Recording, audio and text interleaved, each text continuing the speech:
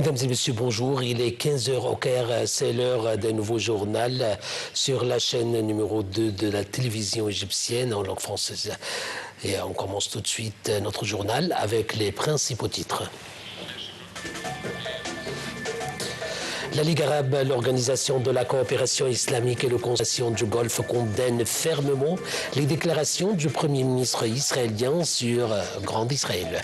Le Hezbollah accuse le gouvernement libanais de livrer le pays à Israël en poussant au désarmement du mouvement, mettant en garde contre une guerre civile.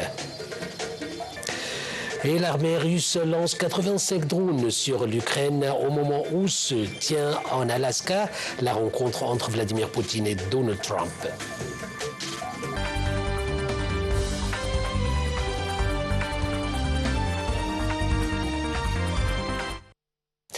À la une de nos actualités, dans un communiqué conjoint, les ministres des Affaires étrangères de 31 pays arabes et islamiques, ainsi que les secrétaires généraux de la Ligue arabe, de l'Organisation de la coopération islamique et du Conseil de coopération du Golfe, ont fermement condamné les récentes déclarations du Premier ministre israélien, Benjamin Netanyahou, relayées par les médias au sujet de la prétendue Grande Israël. Un commentaire.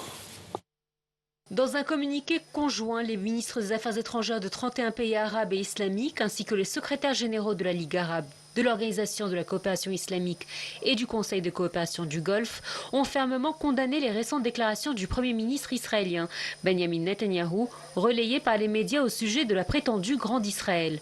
Selon eux, ces propos traduisent un mépris grave pour le droit international et les fondements des relations internationales, tout en constituant une menace directe pour la sécurité nationale arabe, la souveraineté des États, ainsi que pour la paix et la stabilité régionale et mondiale. Les ministres condamnent également l'approbation par le ministre israélien d'extrême droite Bezalel Smotrich d'un projet de colonisation dans la zone dite E1, ainsi que ses déclarations rejetant l'existence d'un État palestinien. Ils y voient une violation flagrante du droit international et une atteinte au droit inaliénable du peuple palestinien à établir un État indépendant et souverain sur les frontières du 4 juin 1967, avec Jérusalem-Est pour capitale. Aucune souveraineté israélienne ne saurait s'exercer sur les territoires palestiniens occupés, martèle-t-il. Il rejette catégoriquement ce plan de colonisation et toutes les mesures illégales visant à modifier la composition démographique et le statut juridique des territoires palestiniens, en violation notamment de la résolution 2334 du Conseil de sécurité. Le communiqué rappelle également l'avis consultatif de la Cour internationale de justice, confirmant l'illégalité de l'occupation israélienne et la nécessité d'y mettre fin immédiatement avec réparation des préjudices subis.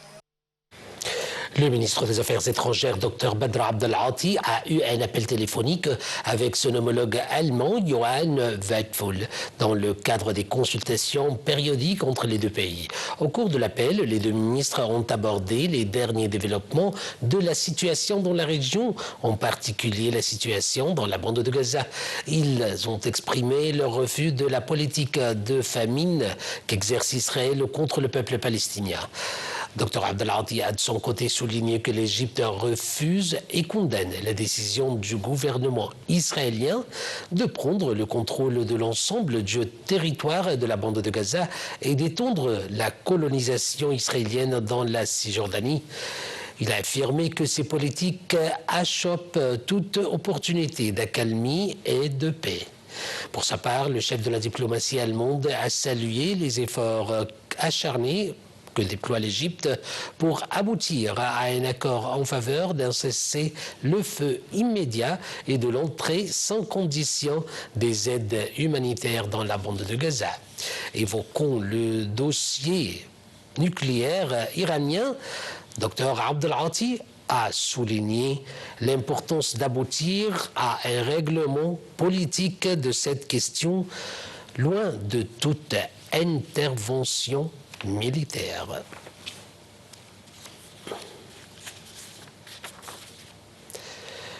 Toujours avec le ministre des Affaires étrangères, de l'Immigration et des Affaires des expatriés, Dr Badr Abdelhati, qui a également reçu un appel téléphonique de son homologue singapourien Vivian Balakrishnan afin de renforcer la concertation bilatérale et d'approfondir les relations entre l'Égypte et le Singapour. Au cours de l'entretien, Dr Abdelhati a réaffirmé la position constante de l'Égypte en faveur d'un cessez-le-feu permanent à Gaza. Il a souligné l'urgence de mettre fin aux violences et de garantir l'acheminement sans entrave de l'aide humanitaire. L'Égypte poursuit ses efforts pour secourir les Palestiniens de Gaza et pour anéantir la crise humanitaire dans ce secteur dévasté par la guerre. L'aéroport d'Al Arish a accueilli durant cette crise plus de 1000 avions venant de différents pays et transportant plus de 27 000 tonnes d'aide humanitaire.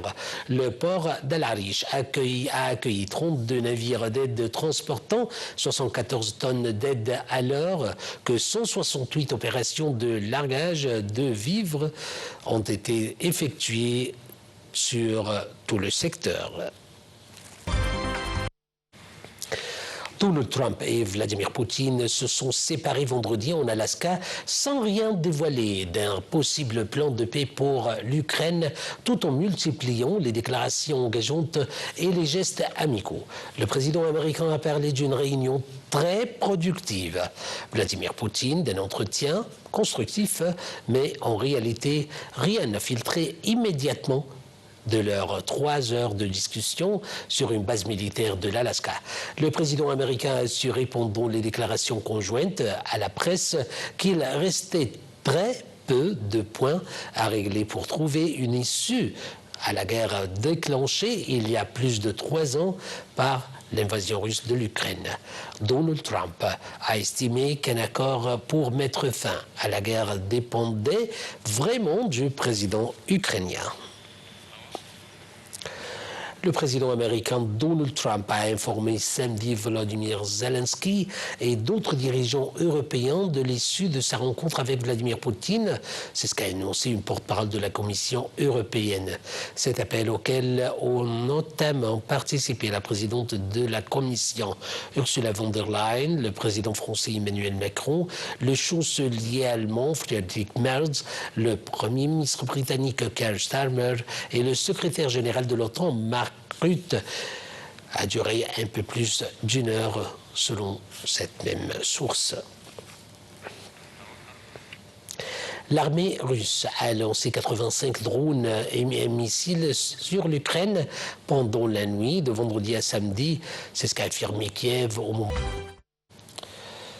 Il n'y aura pas de traité contre la pollution plastique à Genève, après un constat d'échec cruissant pour l'environnement et pour la diplomatie. Les Nations Unies essayaient vendredi de chercher une porte de sortie. Le représentant de la Norvège, coprésident d'un groupe de pays qui défendait un traité ambitieux pour protéger l'environnement et la santé humaine face aux dangers grandissants de la pollution plastique. C'est ce qu'a annoncé en ouverture d'une réunion plénière des 185 gouvernements réunis depuis 10 jours. Nous n'aurons pas de traité sur la pollution plastique ici à Genève. Le président du comité des négociations, l'équatorien Luis Villas Valdovizio, avait présenté en 24 heures 2 versions différentes d'une proposition de compromis, dont le dernier dans la nuit du 14 au 15 août, dans une ambiance fiévreuse et inquiète. Mesdames et messieurs, fin de notre journal. Je vous remercie infiniment pour votre attention et suivi.